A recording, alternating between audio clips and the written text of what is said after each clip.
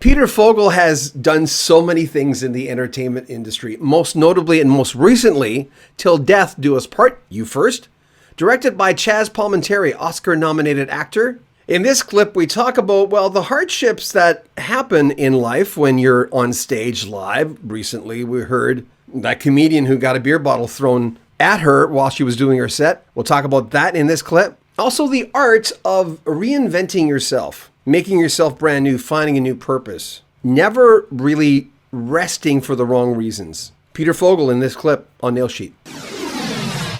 As a Jewish man... Who? Me or you?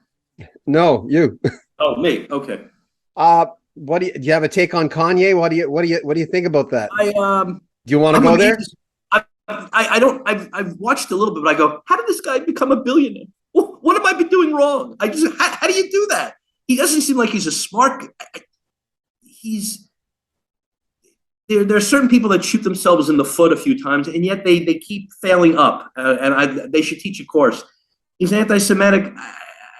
I don't know. I haven't really watched, but he's being dropped by sponsors, and now he's not as rich as he used to be, but still rich. Certain people are successful despite themselves, and my hat's off to them. How do you do that? How do you keep failing up? Why'd you have to say that? Does that help you in any way? Who are his handlers? You have to ask, do you have any career counseling? Maybe you should read my book, Reboot Your Career. I don't know.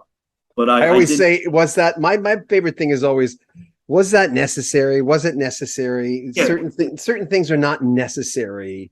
He reminds me of somebody else, a white man in his late 70s that I'm not going to bring up, that just says something and goes, "Why'd you say that?"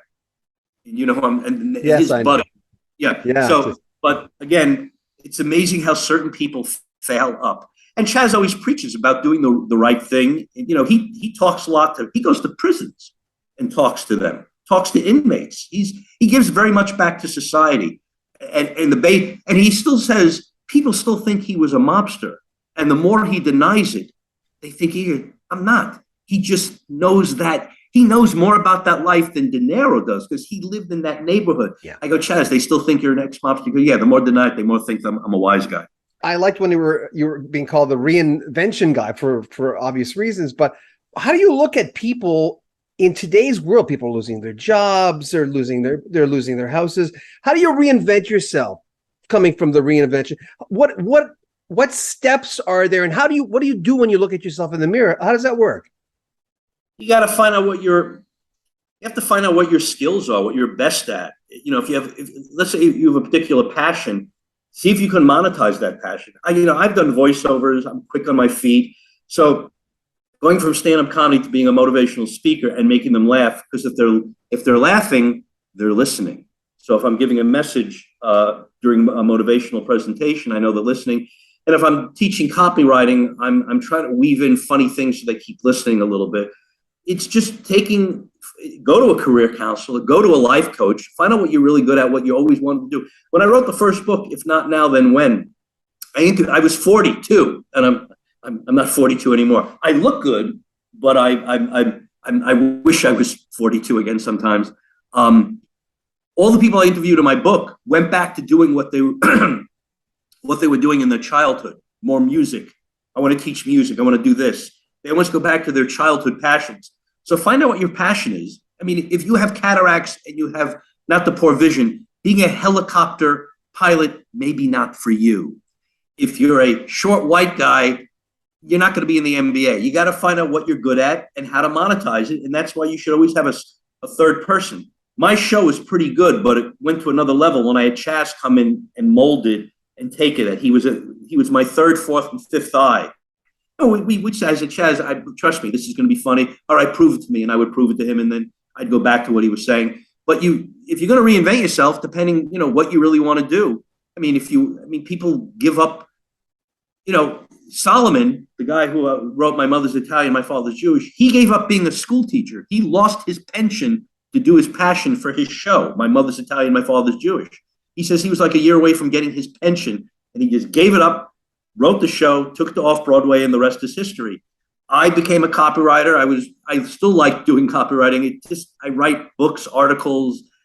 I've written direct mail pieces. I like doing other things, but to answer your questions, find out what you're really good at, see how you can monetize it, copy someone who's been successful in what you've done, and see if you can replicate their success. You know, what I do, I don't recommend doing a one-man show. It's very, very difficult.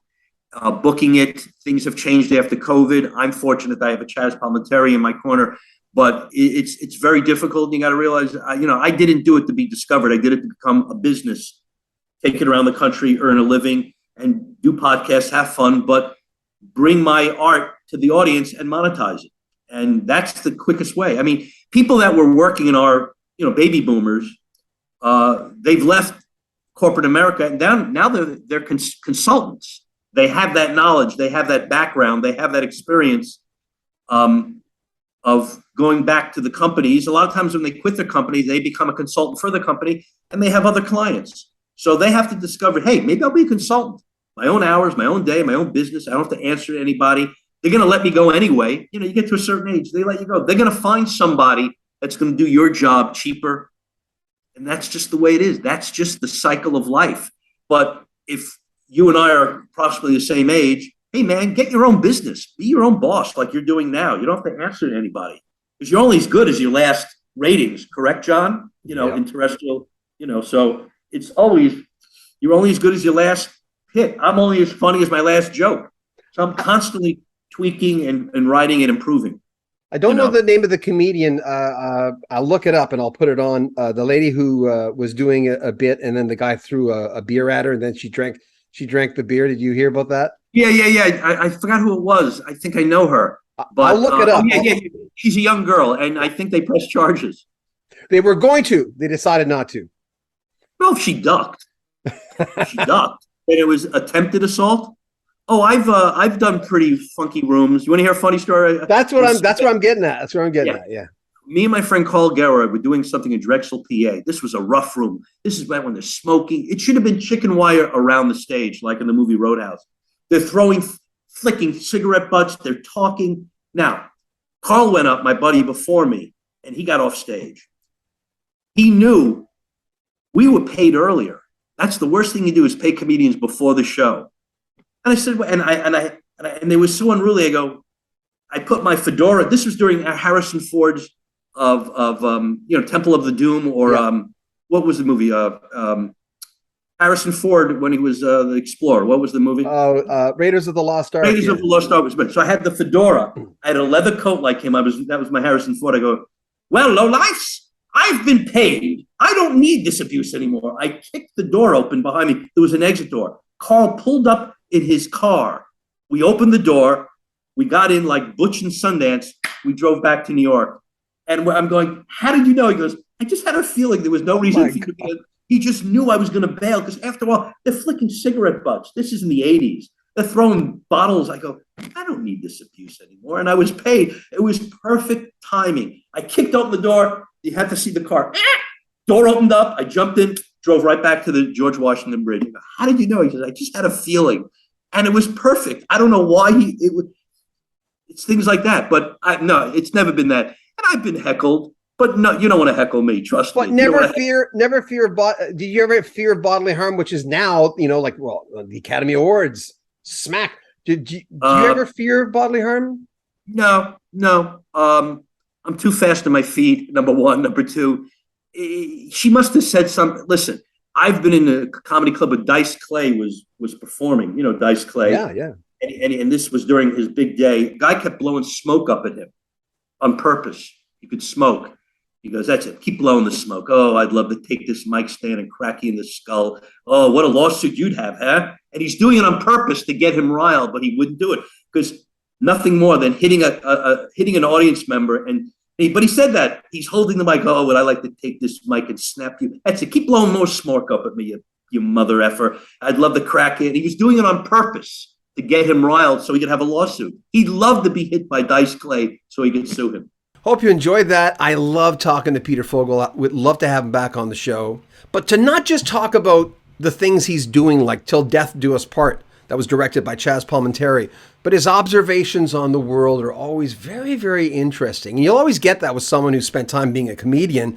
In his case, also motivational speaker. He's a writer, he's an actor. But interesting dude, huh? Make sure you comment on our video, subscribe to our channel, and share our videos. I'm John Beaudin. This is Nail Sheet.